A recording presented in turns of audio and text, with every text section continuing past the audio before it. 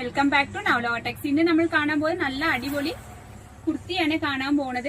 A line മോഡലാണ്, pure cotton ആണ്, with lining ആണ്. ഇതിന്റെ വില എന്ന് പറഞ്ഞെങ്കിൽ 710 രൂപ മാത്രമേ ഉള്ളൂ. 3/4 സ്ലീവ് ആണ്. ഇത് നമുക്ക് നല്ല ഒരു കുർത്തി കേട്ടോ, കോട്ടൺ പീസ് ആണ്, നല്ല ഒരു സ്മൂത്തിങ് ഉള്ള തുണിയാ.